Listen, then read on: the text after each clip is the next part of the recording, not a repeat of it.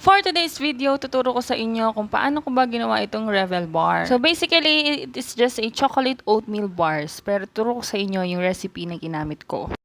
So dito, kailangan mo ng isang buong bar ng margarine or butter. Syempre, mas okay kung butter, di ba? Pero pag wala, pwede na yung margarine. Yung ginamit ko pala dito is buttercup. So sa isang buong buttercup, ay nagbawas ako ng 2 tablespoon na butter.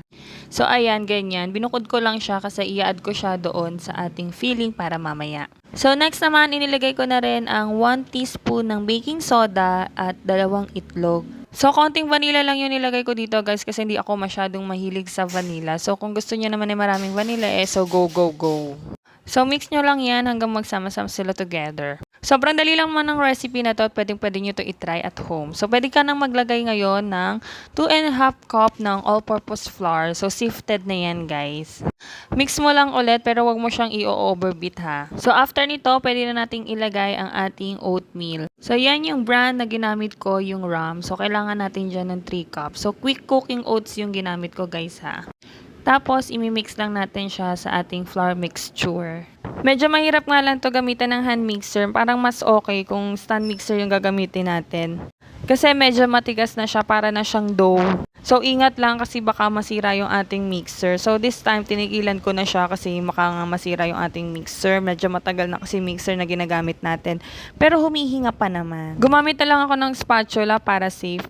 Para mahalo ko talaga sila ng bongga kasi medyo matigas nga ito kasi nga para siyang cookie dough. Hindi ako nagbebenta ng ganito, guys ha. Naisipan ko lang talagang gumawa kasi nagkikrave ako. Sa isang pan, non-stick pan yung ginamit ko dito, ay nilagay ko na yung binukod nating 2 tablespoon ng butter tsaka yung ating chopped na chocolate.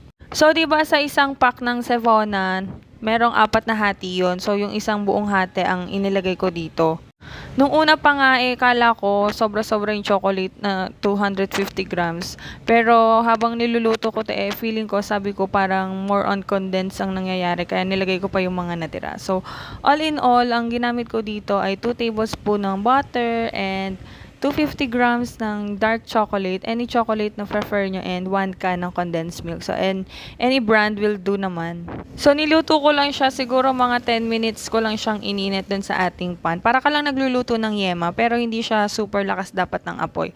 Tapos, after that, pwede na nating i-press yung ating mixture ng oatmeal dito sa ating pan. So, wag mo ilalahat, guys. Magtitira kayo kasi maglalagay pa tayo sa ibabaw mamaya after nating ilagay itong chocolate mixture natin. So, tinodo ko na yan lahat para masarap. So, optional naman, guys, kung gusto nyo lagyan ng nuts. Pero ako nilagyan ko kasi gusto nila ng aking family. Almonds or walnuts, okay yan. Tapos, ayan, pwede na nating ilagay yung mga natira na mixture kanina. So, ganyan talaga yung design ng Rebel Bar, guys. Binake ko siya around 320 degrees lang. Medyo low heat lang. Kasi para siyang kumukulo sa loob Kung masyadong malakas yung apoy, baka mag-overflow siya. So, after 45 minutes to 1 hour, okay na yan. Basta makita nyo na medyo nag-light brown na yung color niya, pwede na po yan. Tapos medyo toasted pa yung ibabaw. Ang sarap!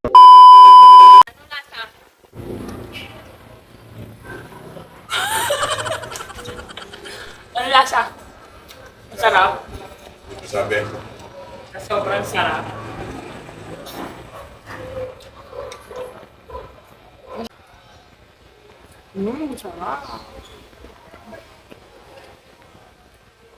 Yummy.